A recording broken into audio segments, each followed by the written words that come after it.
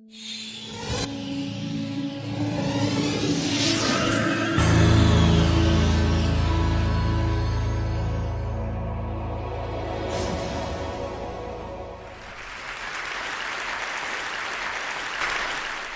like to take you to another world, and I'd like to share a 45-year-old love story with the poor living on less than $1 a day.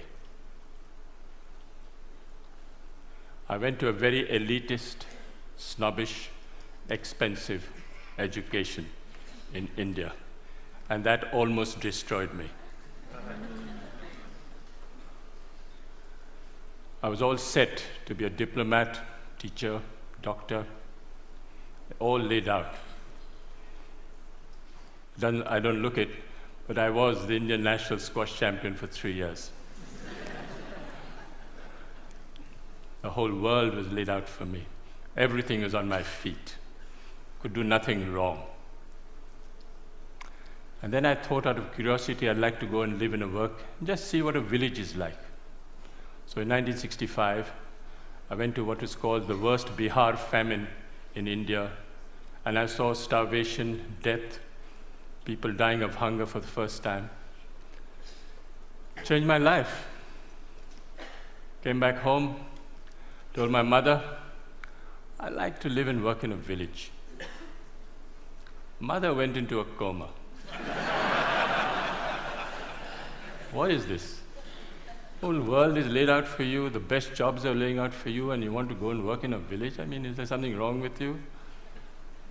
I said, no, I've got the best education, it made me think, and I wanted to give something back in my own way.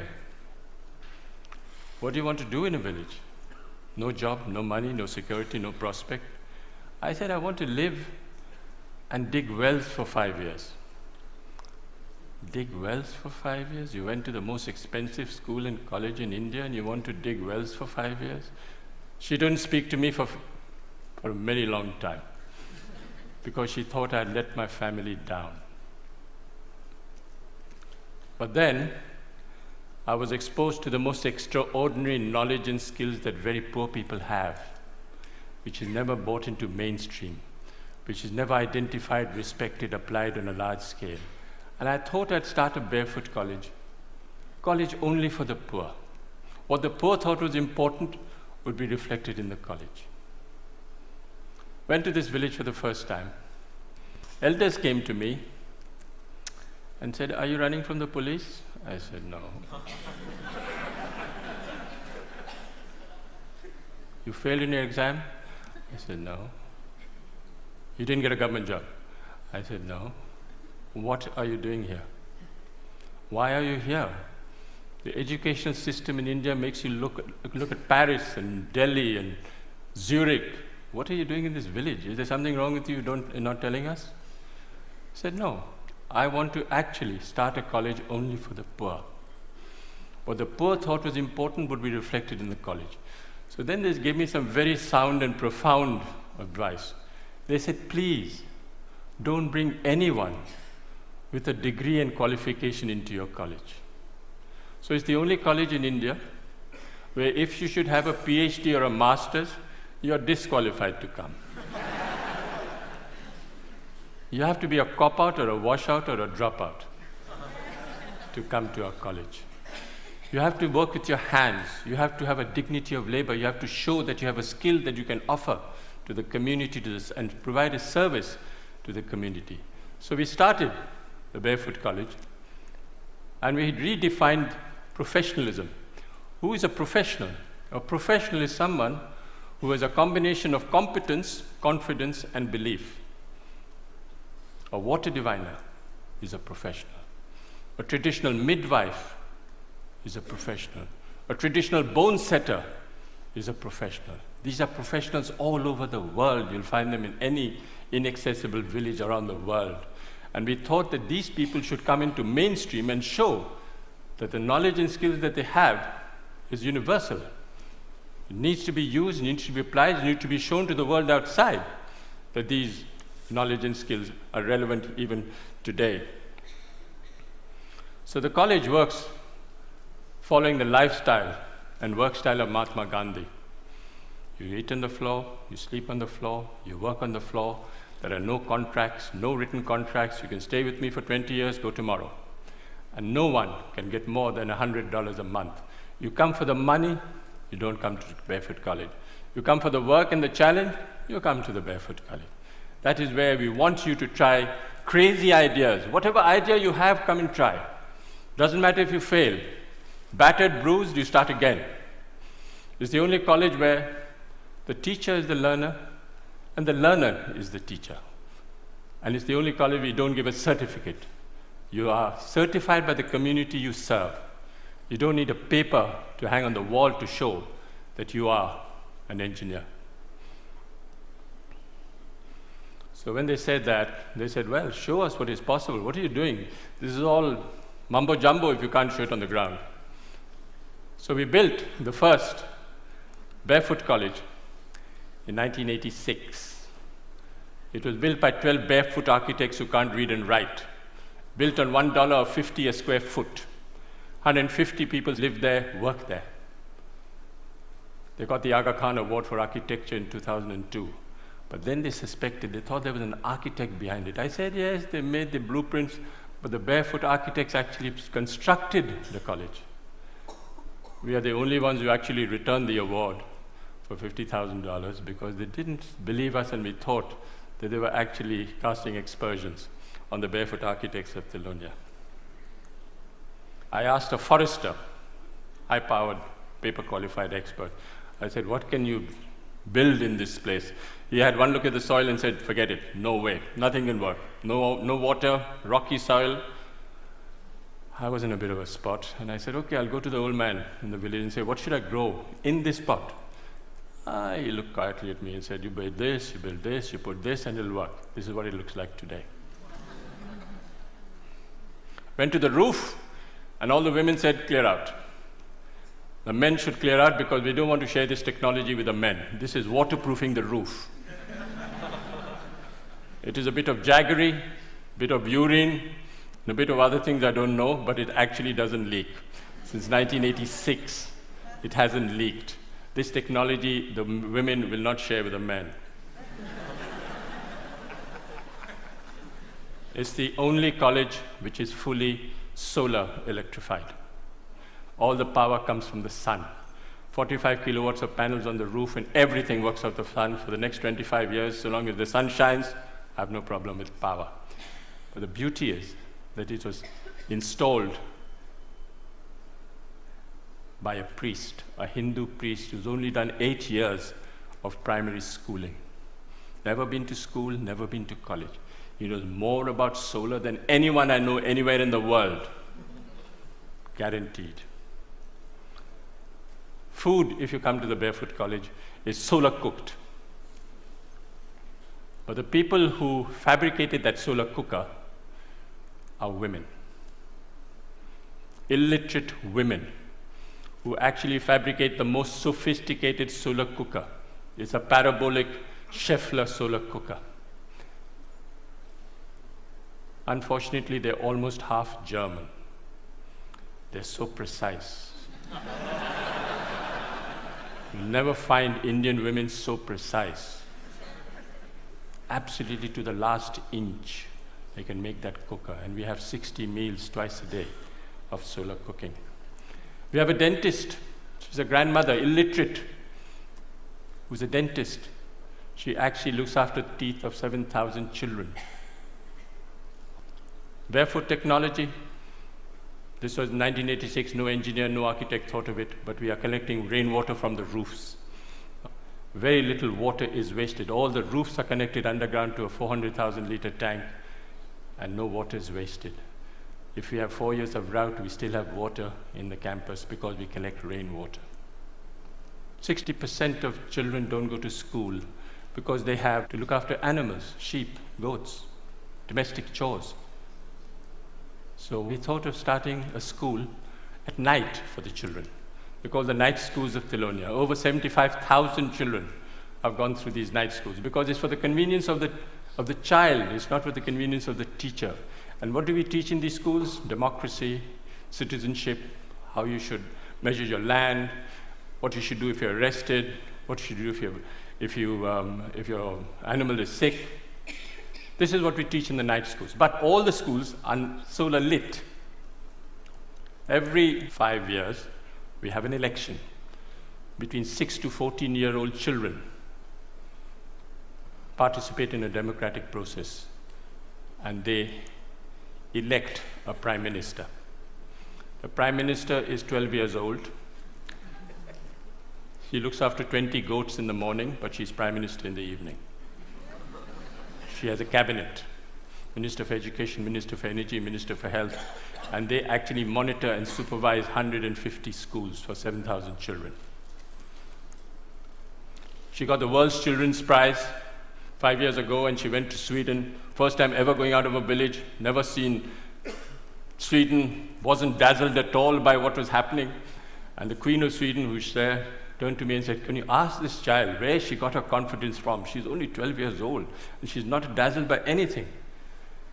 And the girl who's on her left turned to me and looked at the Queen straight in the eye and said, "Please tell her I'm the Prime Minister."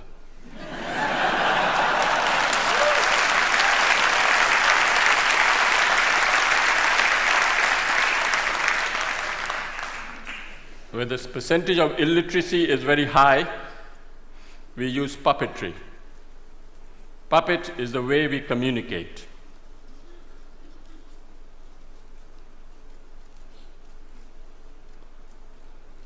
You have Joachim Chacha, who's 300 years old. He's my psychoanalyst, he's my teacher, he's my doctor, he's my lawyer, he's my donor. He actually raises money, solves my disputes. He solves my problems in the village. If there's tension in the village, if the attendance in the schools go down and there's a friction between the teacher and the parent, the puppet calls the teacher and the parent in front of the whole village and says, "Shake hands, the attendance must not drop." These puppets are made out of recycled World Bank reports.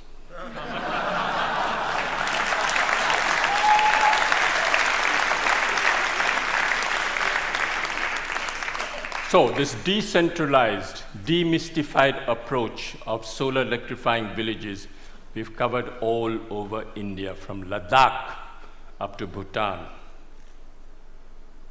All solar electrified villages by people who have been trained. When we went to Ladakh and we asked this woman, at -40, you have to come out of the roof because there's no place, it's all snowed up on both sides. And we asked this woman, what was the benefit you had from solar electricity? And she thought for a minute and said, "It's the first time I can see my husband's face in winter." Went to Afghanistan. One lesson we learned in India was men are untrainable. Men are restless, men are ambitious, men are compulsively mobile, and they all want a certificate. All across the globe, you'll have this tendency of men wanting a certificate. Why? Because they want to leave the village and go to a city looking for a job. So we came up with a great solution: train grandmothers. What's the best way of communicating in the world today? Television? No. Telegraph? No. Telephone? No. Tell a woman.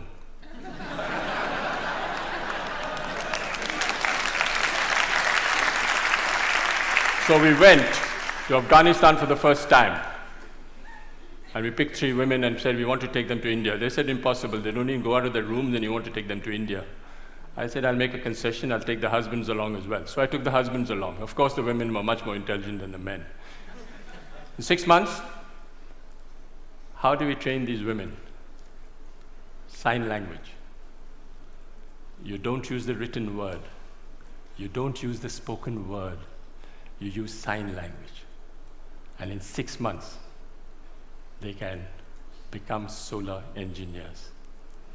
They go back and solar electrify their own village.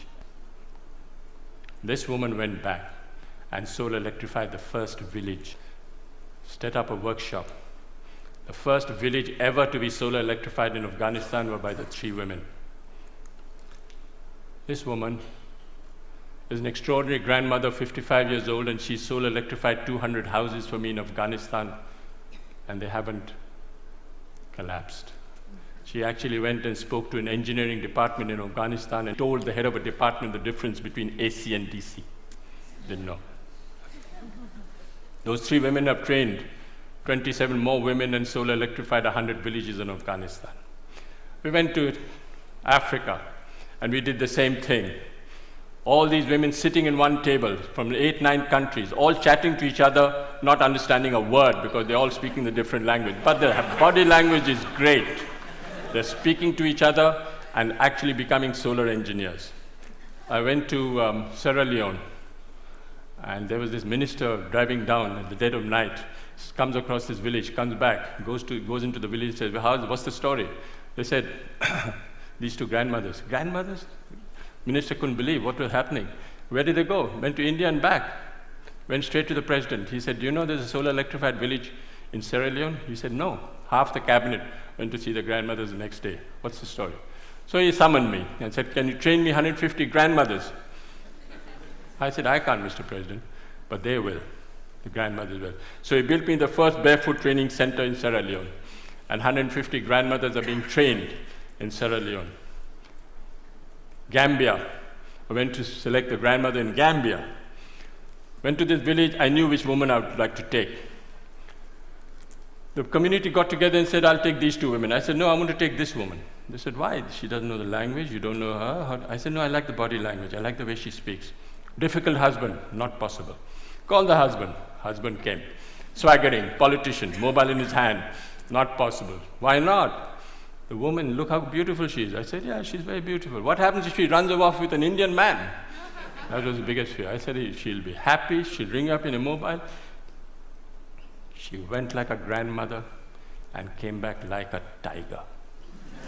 She walked out of the plane and spoke to the whole press as if she was a veteran. She handled the national press, and she was a star. And when I went back 6 months later, I said, where's your husband? Oh, somewhere, doesn't matter. Doesn't matter. Doesn't matter. Success story.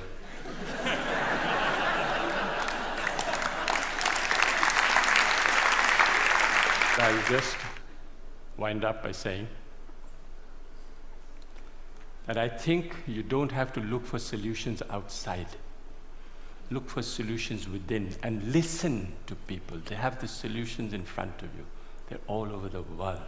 Don't even worry. Don't listen to the World Bank. Listen to the people on the ground. They have all the solutions in the world. I'll end with a quotation by Mahatma Gandhi. First they ignore you, then they laugh at you, then they fight you, and then you win. Thank you.